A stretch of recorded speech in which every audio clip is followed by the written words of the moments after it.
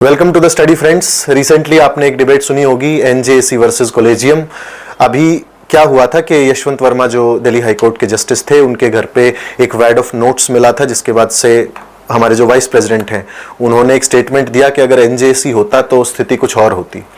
तो हमें समझना चाहिए कि एनजेएसी क्या था और क्यों उसे जुडिशियल अपॉइंटमेंट के लिए सरकार द्वारा लाया गया था, और वर्तमान जो व्यवस्था है जजेस के ट्रांसफर और अपॉइंटमेंट की, जिसे हम कॉलेजियम कहते हैं, वो व्यवस्था कहां से आई थी, कैसे बनी थी, ये सारी प्रक्रियाएं हम समझते हैं और एक कंक्लूजन पर पहुंचने की कोशिश करेंगे कि क्या एनजेएसी कॉलेजियम सिस्टम से अच्छा था, कॉलेजियम सिस्टम की कौन सी समस्याएं थीं जिनके कारण एनजेएसी लाया गया था। तो शुरुआत से शुरू करते हैं, कहानी को भारत के इतिहास के पास ले चलते हैं। आजादी के समय 1950s में फेडरल कोर्ट हमारा हुआ करता था अंग्रेजों के समय में।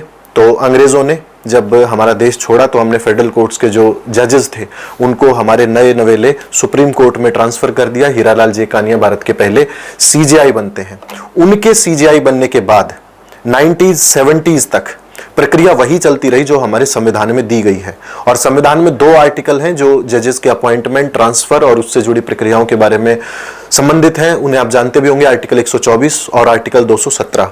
124 सुप्रीम कोर्ट के लिए और 217 हाई कोर्ट्स के लिए। व्यवस्था क्या बनाई गई थी कि आर्टिकल 124 के अनुसार जो भारत के राष्ट्रपति हैं वो सीजेआई की सलाह पर सुप्रीम कोर्ट में जजेस की नियुक्ति करेंगे। आर्टिकल 217 में सीजेआई, प्रेसिडेंट, गवर्नर और संबंधित राज्य के हाईकोर्ट के जो चीफ जस्टिस हैं, उन चारों लोगों में सीजेआई रेकमेंड करेंगे, 2 लोग और रहेंगे कमेटी में, और प्रेसिडेंट लागू करेंगे उसको, जो अपॉइंटमेंट सीजेआई के द्वारा सुझाई जाएगी। यह प्रक्रिया बनाई गई थी, 1970 तक चलती रही। लेकिन आप जानते हैं पॉलिटिकल टर्मोइल का दौर था, 1970 का जो दौर था, उस दौरान बहुत सारे चेंजेस भारत के पॉलिटिकल लैंडस्केप में हो रहे थे। मजबूत सरकारें आ रही थी, फिर गवर्नमेंट जो आई 1977 में, जो जनता पार्टी की सरकार आई, वो लोगों के पक्ष की उसको सरकार कहा गया लेकिन टूट गई। 1980 में फिर इंदिरा गांधी और ज्यादा मजबूत होकर के सरकार में आती हैं। तो जब ये प्रक्रियाएं भारत की राजनीति में चल रही थी तो उसका डायरेक्ट इंपैक्ट भारत की जुडिशरी पर देखने को मिला। किस तरीके से? 1970s का दौर था और इस दौर के दौरान फर्स्ट, सेकेंड और थर्ड जज केस रिपीटेडली होते हैं। उनका कारण भी था क्योंकि कुछ ऐसे परिवर्तन भारत की जुडिशरी में हुए जिनकी वजह से कॉलेजियम को लागू करना पड़ा। 1973 में एक बहुत महत्वपूर्ण घटना हुई जिसमें एक जस्टिस थे एएन रे, उनको अपॉइंट कर दिया गया सुप्रीम कोर्ट का चीफ जस्टिस, उनके 3 सीनियर जजेस को ओवरराइड करके। यानी कि एएन रे बहुत पीछे थे सीनियरिटी में, उनको प्रमोट कर दिया गया 3 जजेस को छोड़कर। अब ये समस्या का कारण था क्योंकि एग्जीक्यूटिव जो थी या लेजिस्लेचर जो थी वो हावी हो रही थी जुडिशरी के ऊपर, और संविधान की जो मूल संरचना है उसमें separation of power clearly mentioned है कि एग्जीक्यूटिव, लेजिस्लेचर और जुडिशरी का सेपरेशन ऑफ पावर्स रहेगा, एक दूसरे को ओवरराइड नहीं करेंगे, चेक एंड बैलेंस रखेंगे। तो प्रेसिडेंट को इसलिए रखा गया था जुडिशरी के अपॉइंटमेंट में कि चीफ जस्टिस उसको हेड भले ही कर रहे हो, भले ही रिकमेंडेशन कर रहे हो, लेकिन एग्जीक्यूटिव का भी उसमें रोल था। लेकिन अब क्या हुआ था, एग्जीक्यूटिव 70s आते आते बिल्कुल हावी होना शुरू हो गई थी जुडिशरी के ऊपर, क्योंकि मजबूत सरकारों का दौर था।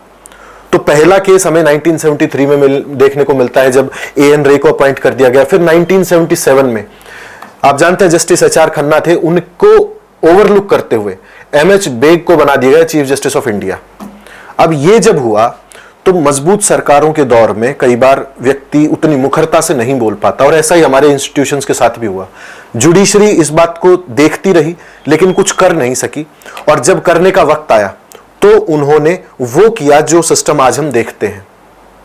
आप एक बात और समझ ले यहां पर कि पुराने समय में 50 से लेकर 70s तक, जब तक एएन रे का केस नहीं हुआ था तब तक एग्जीक्यूटिव जो थी, यानी कि प्रधानमंत्री का रोल जो था, राष्ट्रपति का रोल जो था, वो बहुत अहम था जुडिशियल अपॉइंटमेंट्स में, और सीजेआई का रोल मिनिमल था।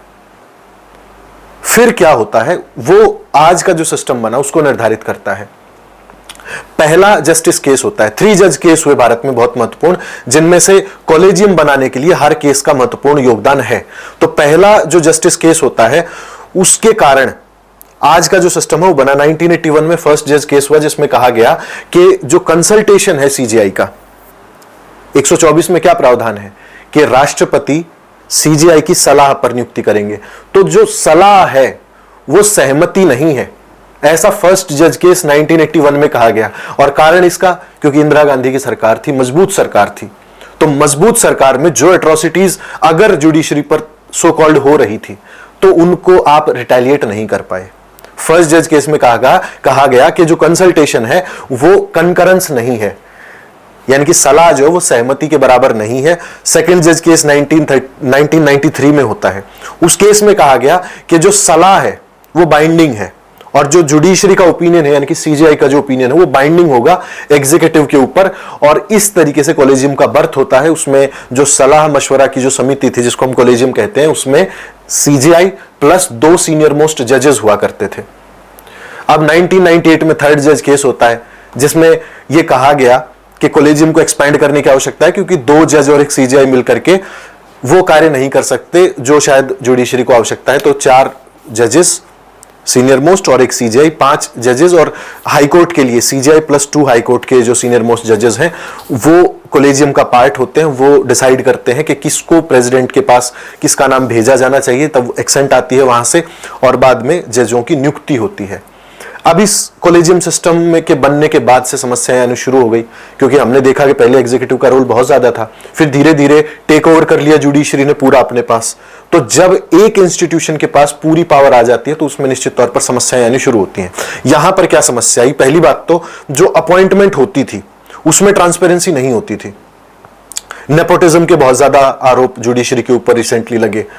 ओपेक था ये सिस्टम पूरा बहुत। जैसे केएम जोसेफ का एग्जांपल आप देते हैं तो उसमें कहा गया कि फेवरेटिज्म है, नेपोटिज्म है, लैक ऑफ ट्रांसपेरेंसी है, there is no criteria decided. आप अपने फेवरेट्स को उस पद पर बैठा देते हो जो भारत के संविधान की इंटरप्रिटेशन करता है। साथ ही सुप्रीम कोर्ट है भारत में, सुप्रीम माने सर्वोच्च अदालत वही है भारत में, उससे ऊपर कुछ है नहीं।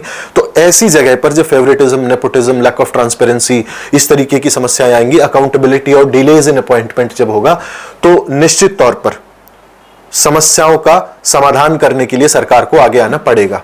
और सरकार आगे आई एक समाधान के साथ, और वो समाधान था नेशनल जुडिशियल अपॉइंटमेंट कमीशन। 2014 में 99th कॉन्स्टिट्यूशनल अमेंडमेंट बिल सरकार लेकर के आती है।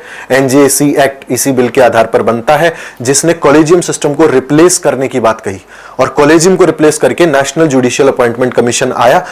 इसकी कंपोजिशन क्या थी? इसकी कंपोजिशन में सीजीआई थे, चीफ जस्टिस ऑफ इंडिया थे।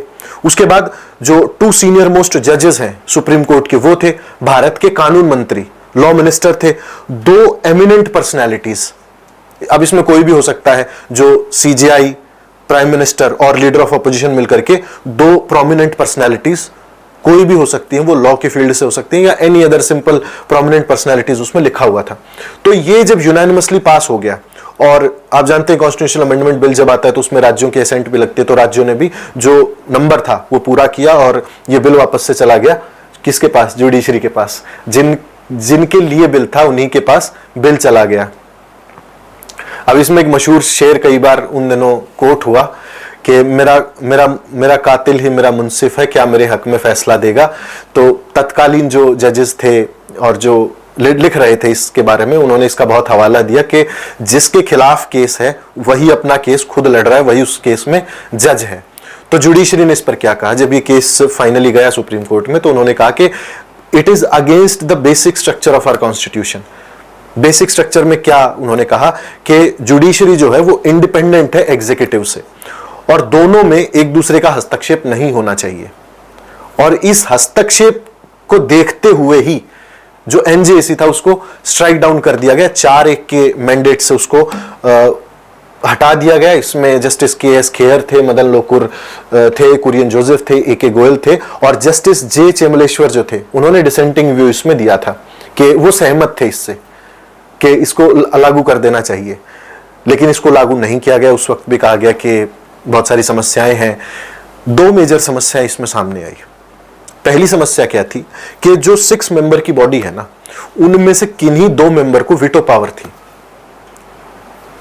ठीक, वीटो पावर होने से क्या होगा? मान लीजिए कि एक तो लॉ मिनिस्टर के पास वीटो पावर है और एक वीटो पावर आ जाती किसी ऐसे व्यक्ति के पास जो प्रोमिनेंट पर्सनालिटीज हैं। अब जो प्रोमिनेंट पर्सनालिटीज वाले व्यक्ति होंगे उनको कौन सेलेक्ट करेगा? प्रधानमंत्री, लीडर ऑफ अपोजिशन और सीजीआई की कमेटी सेलेक्ट करेगी।